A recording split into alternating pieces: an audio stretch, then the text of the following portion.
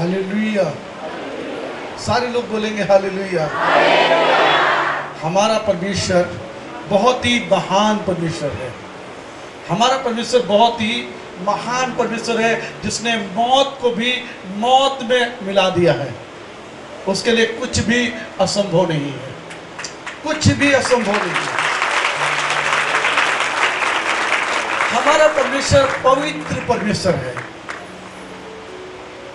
हमारा परमेश्वर पवित्र परमेश्वर है। वो हमें मौका दे रहा है कि हम पवित्र जीवन जी सकें। हमारे जीवन के लिए परमेश्वर के पास एक बहुत बड़ा उद्देश्य है, बहुत बड़ी योजना है। काश हम परमेश्वर को देख पाए। कल जब मैं आपके खादिम से मिल रहा था तो उन्होंने मुझे बताया कि मैं 40 दिन का फास्टिंग में हूं। तो कल दिन भर मैं उनके साथ रहा, रात में उनके साथ रहा, प्रार्थना के साथ साथ उनको देखा कि सारी जिम्मेदारियों को उठा रहे थे और इन सारी जिम्मेदारियों को पूरा करते हुए उनके चेहरे के ऊपर कोई सिकन नहीं थी, कोई थकान नहीं थी, कोई मायूसी नहीं थी। पवित्र शास्त्र कहता है कि मूसा जब परमेश्वर के साथ 40 दिन पर्वत पर रहा तो लिखा है कि उसके चेहरे से किरणें निकल रही थी। और आपके दास बहुत ही अच्छे सेवक हैं, बहुत ही अनुशासन में रहने वाले व्यक्ति हैं। अनुशासन वो सीढ़ी है जो हमें आगे तक लेकर के जाती है। बगैर अनुशासन के, बगैर डिसिप्लिन के हम आगे नहीं बढ़ सकते हैं। अनुशासन क्या करता है? हमें आगे तक लेकर के जाता है। तो वो 40 दिन उपवास में हैं और आपके लिए प्रार्थना कर रहे हैं। और परमेश्वर क्या करने वाले हैं? आपके जीवन में जो समस्याएं हैं, आपके जीवन में जो दुख है, आपके जीवन में जो बीमारी है, आप जो शारीरिक, मानसिक, आत्मिक और आर्थिक क्षेत्र में शैतान ने आपको कंगाल कर दिया है, आपको लूट लिया है, आपको बर्बाद कर दिया है। आपने पूरी मेहनत की है, जी जान लगा करके काम किया है, लेकिन सुरक्षा के लिए जब तक परमेश्वर आपके पास नहीं है, दुश्मन लूट के चला जाएगा। हमारा परमेश्वर, जब हम परमेश्वर के पास आते हैं, परमेश्वर हमें शारीरिक रूप से आजाद करते हैं। अभी कितनी गवाहियां हमने सुनी, शारीरिक रूप से आजाद हो गए, मानसिक रूप से। आज कितना लोग डिप्रेशन में हैं, कितना डिप्रेस है अपनी लाइफ को लेकर के, अपने परिवार को लेकर के, अपने बच्चों को लेकर के, अपने कैरियर को लेकर के। परमेश्वर हमें डिप्रेस होने से बचा लेता है। और परमेश्वर हमें आर्थिक चीजों में, रुपये पैसे में, वचन में लिखा है कि तुमने बहुत बोया, थोड़ा काटा, खाते हो परंतु पेट नहीं भरता है, पहनते हो परंतु गरमाते नहीं हो, और जो मजदूरी कमाते हो वो छेद वाली थैली में डालते हो। हालेलुया। सारे बोले हालेलुया। दुश्मन हमें लूट करके ले जाता है, लेकिन प्रभु यीशु मसीह हमें मौका दे रहे हैं, हमें अवसर दे रहे हैं कि हम उनके पास आए और वो क्या करेंगे? वो आपके हालात को बदल देंगे, वे आपके हालात को बदल देंगे। अभी जब मैं गवाहियां यहाँ पे सुन रहा था, एक बहन कह रही कि मैं कितने सालों से बांझपन में थी और वो कितना डॉक्टरों के पास गई थी।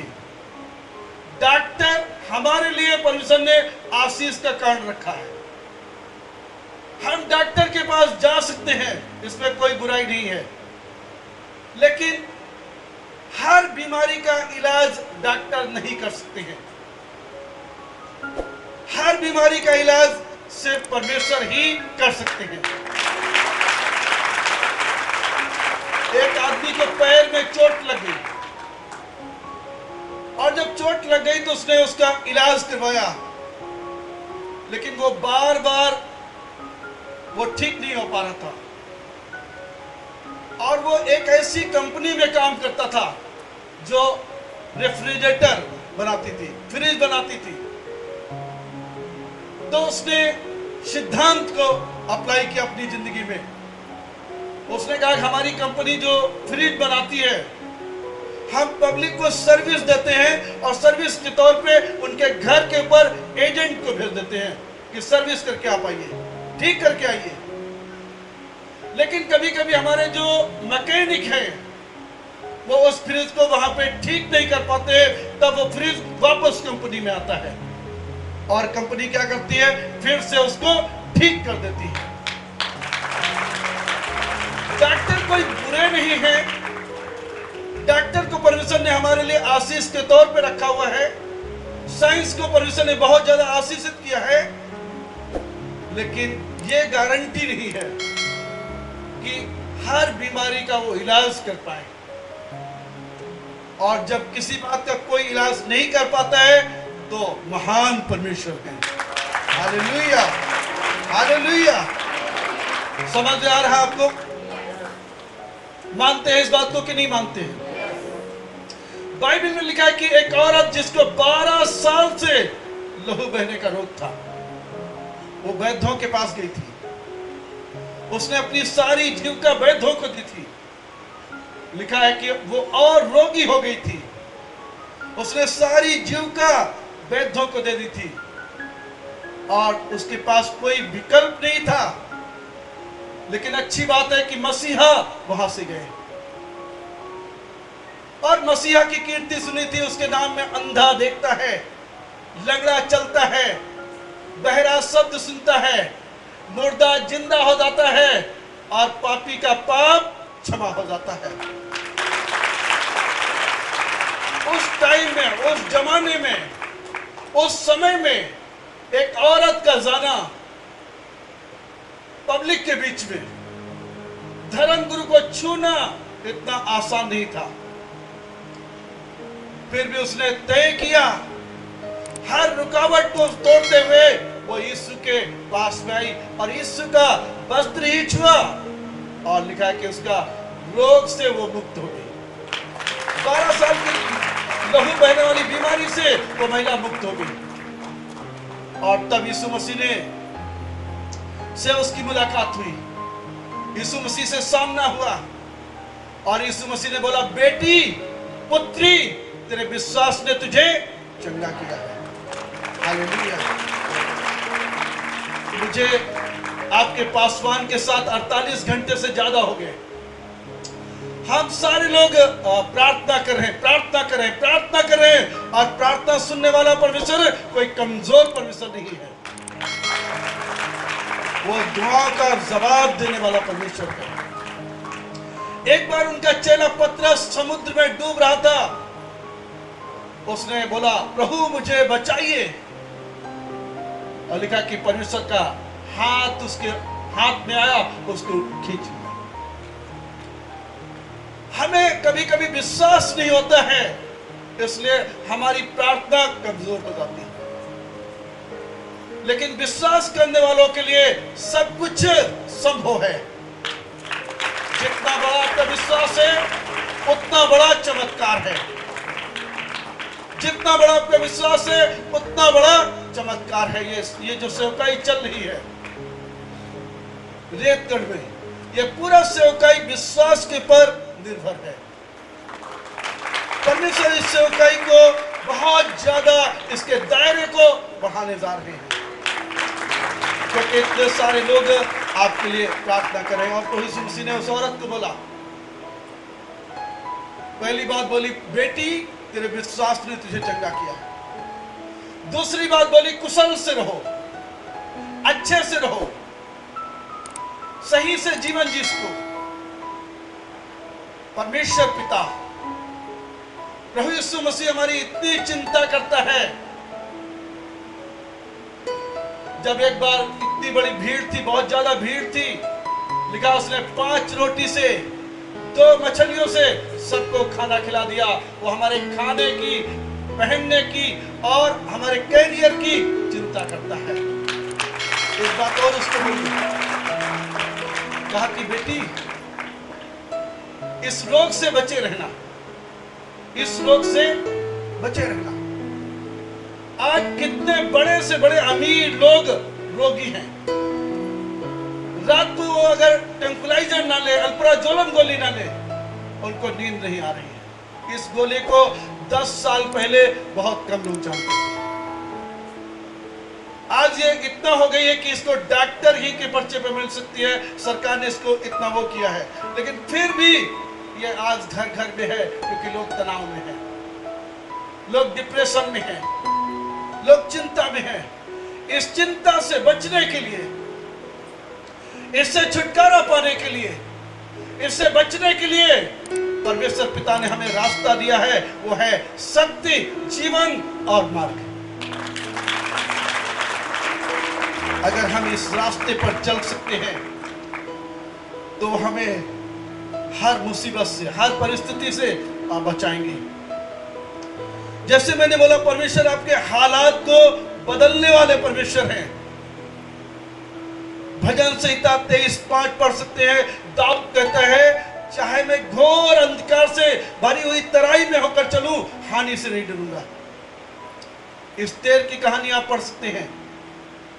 एस्तेर एक अनाथ बच्ची है। उस अनाथ बच्ची को परमेश्वर से प्यार करने के द्वारा उस लड़की को परमेश्वर राजमहल में लेकर के चला गया।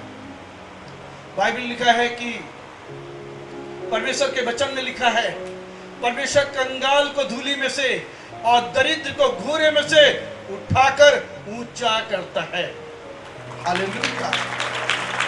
जितना लोग चाहते कि आप ऊंचाई पे जा सके, आप अपने जीवन को परमेश्वर के हाथों में दे दो। आप अपने जीवन को पूरा पूरा परमेश्वर को दे दो।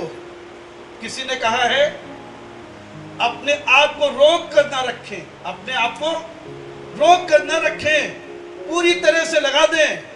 ऐसा करें और जिंदगी भी आपको रोक करके नहीं रखेगी। जिंदगी में रुका हुआ जिंदगी इसीलिए है क्योंकि आपने जिंदगी को परमेश्वर के हाथों में देने से रोक करके रखा हुआ है। हमारा पास्टर हर बार ऐलान करता है, घोषणा करता है, यीशु के पास आओ, परिश्रम करने वालों, बहुत से दबे लोगों, मेरे पास आओ, मैं तुम्हें विश्राम दूंगा। लेकिन जब हम अपनी जिंदगी को रोक करके रखते हैं, अपने बस में रखते हैं, हमारा जिंदगी भी रुक जाता है। अपने आप को रोक कर ना रखें, पूरी तरह से लगा दें और ऐसा करें कि जिंदगी भी आपको रोक कर ना रख सके। हालेलुया। मूसा जब लोगों को लेकर के जा रहा था, 20 लाख लोगों को, आगे लाल समंदर और पीछे दुश्मन, लेकिन वो डटा हुआ था, वो खड़ा हुआ था। निर्गमन 14:13 में लिखा है, परमेश्वर ने कहा, इन दुश्मनों को तुम फिर कभी नहीं देखोगे। उसने घोषणा किया, 20 लाख लोगों को ऐलान किया कि परमेश्वर इतना बड़ा काम करने जा रहा है कि आज के बाद में अगर आगे कदम रखोगे, इन दुश्मन को, इन बैरियों को तुम नहीं देखोगे। Hallelujah, hallelujah. जब हम एक कदम आगे बढ़ाते हैं, हमारा परमेश्वर 10 कदम बढ़ाता है। परमेश्वर आपकी परिस्थितियों को बदल देंगे। और इतना ही नहीं, परमेश्वर आपके दायरे को बढ़ा देंगे। इस कलीसिया का दायरा परमेश्वर बढ़ाने जा रहा है। परमेश्वर और क्या करने जा रहा है? मैं रात 12 बजे यहां देख रहा था कि तमाम जवान बच्चे लोग, बेटियां और बेटे, सारे लोग फास्टिंग कर रहे थे। पास्टर साहब से आज भी मैंने बोला था, आपके बेटे पे एक बड़ा अभिषेक है, क्योंकि मैं उसको देख रहा था, इतना छोटा होकर के वो दुआ में लगा हुआ था। पवित्र शास्त्र कहता है कि तुम्हारे बेटे और बेटियां भविष्यवाणी करेंगे। जो लोग परमेश्वर के लिए भूखे और प्यासे हैं, भविष्यवाणी का वरदान परमेश्वर उनको देने जा रहा है। पुराने स्वप्न देखेंगे, जवान लोग दर्शन देखेंगे। पास्टर के अंदर बहुत भूख और प्यास है। परमेश्वर पास्टर के लिए बाहर के दरवाजों को खोलने जा रहा है और परमेश्वर उनको और एक नेक्स्ट लेवल में उनको लेकर के जा रहा है, क्योंकि जिसके पास भूख और प्यास है, बाइबल कहती है, वो तृप्त किया जाएगा। इस कलीसिया का दायरा, आज जब मैं परमेश्वर के वचन पे विचार कर रहा था, तो मैं प्रेरितों के काम की किताब में जो कलीसिया है, प्रेरितों की जो कलीसिया है, उस पे मैं विचार कर रहा था और मैं देख रहा था प्रेरितों के काम 2:41 में लिखा है 3000 लोगों ने प्रभु को ग्रहण किया था, बपतिस्मा लिया था, अपना जिंदगी को परमेश्वर के हाथों में दिया था। आगे फिर हम 4 अध्याय और 4 वचन में पढ़ते हैं, कलीसिया 5000 हो गई। और फिर हम 6 अध्याय 7 वचन में पढ़ते हैं, याजकों का बड़ा समाज इस मत को मानने वाला हो गया। Hallelujah, hallelujah. ये कलीसिया इतने में नहीं रहेगी जितना ये खाली है, इतने में नहीं रहेगी, और बढ़ती और फैलती चली जाएगी। इस कलीसिया के द्वारा परमेश्वर कई और काम करने जा रहा है और इस काम में हमें सहभागी होना है। इस काम में हमें अपने हाथ को देना है, इस काम में हमें साथ को देना है, इस काम में हमें पूरा तन मन धन लगा देना है। इफिसियों का किताब 4 अध्याय उसके 11 और 12 वचन में लिखा है, उसने कुछ को प्रेरित नियुक्त करके, कुछ को भविष्यवक्ता नियुक्त करके, कुछ को सुसमाचार सुनाने वाले नियुक्त करके, कुछ को रखवाले और उपदेशक नियुक्त करके दे दिया, जिससे पवित्र लोग सिद्ध हो जाए और सेवा का काम किया जाए। हालेलुया। आप में से परमेश्वर खड़ा करने जा रहा, आपको चुना है। इस बुलाहट के लिए आपको परमेश्वर ने चुना है, इस बुलाहट के लिए आपको परमेश्वर ने चुना है। अगर आप अपना जीवन प्रभु को दे सकते हैं, परमेश्वर आवाज दे रहा है कि आप अपना जिंदगी मसीह के हाथों में दे दो। और अगर मान लिया आप वंचित रह गए, प्रभु यीशु मसीह ने बोला, जिस घर में जाओ, जिस जगह में जाओ, जिस नगर में जाओ, उसको क्या करो, मेरे नाम से आशीषित करो। आशीष देने में मैंने पास्टर को बोला था, हाँ, पास्टर लोगों को कंजूसी नहीं करना है कभी भी, क्योंकि हम इस पूरी दुनिया को आशीष देने के लिए चुने गए हैं। पास्टर के पास कुछ है कि नहीं है मुझे नहीं पता है, लेकिन 13 साल से जिसको औलाद नहीं हो रही थी, पास्टर ने आशीर्वाद दिया और गर्भ खुल गया। परमेश्वर अपने लोगों को आशीष देने के लिए चुना है, बुलाया हुआ है। बाइबल बताती, जो लोग दूसरों का खेती सींचते हैं, जो नाली दूसरों का खेती सींचती है, वो अपने आप सींचती जाती है। जब हम आशीष देते हैं, हमारे पास आशीष ही लौट करके आती है। और परमेश्वर हमें आशीष देने के लिए ही बुलाया है कि हम आशीष का जरिया बन सके। आप अपनी कमजोरी को देखकर, आप अपने हालात को देखकर कभी मजबूत नहीं हो सकते हैं। आप अपनी कमजोरी को देखकर, अपने हालात को देख करके, अपने हालातों पे विचार करके आप कभी मजबूत नहीं हो सकते हैं। आप परमेश्वर की ओर देखें। हालेलुया। आप परमेश्वर की ओर देखें, हालात परमेश्वर बदल देगा। हन्ना नाम की एक औरत, पहला शमूएल की किताब में लिखा, हन्ना नाम की औरत इतना सताई हुई थी, इतना दुख में, पीड़ा में थी। अब उसने लोगों की तरफ देखना बंद कर दिया था, पूरा अपने आप को परमेश्वर के हाथों में दे दिया था। और इतना परमेश्वर, इतना वेदना में थी, इतना दुख में थी, लिखा है उसका ओठ हिलाता, शब्द नहीं निकल रहा था। और तब वहां के सेवक ने उसको बोला, इस्राएल का परमेश्वर तुझे मुंह मांगा भर दे। हालेलुया। और फिर शमूएल पैदा हुआ। अभी पास्टर पूरा सैमुअल ही हर व्यक्ति के बच्चे का नाम रख रहे हैं, थोड़ा अजीब लगता है, लेकिन बाइबल बताती है सैमुअल बढ़ता गया, परमेश्वर का अनुग्रह उस पर था और लिखा है कि उसकी कोई भी बात निष्फल नहीं होने पाई। हालेलुया। परमेश्वर एक बड़ा काम आपके जीवन में करने जा रहे हैं, आपके हालात को बदलने जा रहे हैं, आपकी कलीसिया के दायरे को बढ़ाने जा रहे हैं, आपके बाल बच्चों पे परमेश्वर का अभिषेक आने वाला है। बेटे बेटियां भविष्यवाणी करेंगे, पुराने स्वप्न देखेंगे, जवान दर्शन देखेंगे। पास्टर को परमेश्वर कई दरवाजे खोल रहा है और नेक्स्ट लेवल में परमेश्वर उनको लेकर के जा रहा है। परमेश्वर आप सबको आशीष दे। आइए हम एक छोटी सी प्रार्थना करके समाप्त करेंगे और पास्टर के हाथों में देंगे। आइए हम छोटी सी प्रार्थना करें, अपने आप को परमेश्वर के हाथों में दें, चाहे सबसे पीछे की लाइन में क्यों ना हो। परमेश्वर देखता है, परमेश्वर हमारा रंग रूप नहीं देखता है, हमारा डील डॉल नहीं देखता है, परमेश्वर हमारा दिल देखता है। काश हम अपने हाथ को परमेश्वर को दे पाए, काश हम अपने हृदय को परमेश्वर के लिए खोलने पाए, अपने जीवन को परमेश्वर के हाथों में दे पाए। मेरे परमेश्वर, त्रिएक परमेश्वर, पिता पुत्र पवित्र आत्मा, आपने इनकी दशा को देखा है, दुर्दशा को देखा है, इनकी तकलीफों को देखा है, इनकी पीड़ाओं को देखा है। आप साक्षात यहां पे उतर करके आ गए हैं। हम आपके सेवक होने के नाते इनके चंगाई की घोषणा करते हैं, आजादी की घोषणा करते हैं, छुटकारे की घोषणा करते हैं। परमेश्वर पिता, आपकी इच्छा है हर एक व्यक्ति उद्धार पा जाए, हर एक व्यक्ति मुक्ति पा जाए। आप कोई धर्म नहीं है, कोई मजहब नहीं है, कोई मुसीबत नहीं है, आप मसीहा हैं। मुक्ति देते हैं, आजादी देते हैं, छुटकारा देते हैं, चंगाई देते हैं। हम इस बात की घोषणा करते हैं। प्रभु, एक एक जीवन को स्पर्श करिए।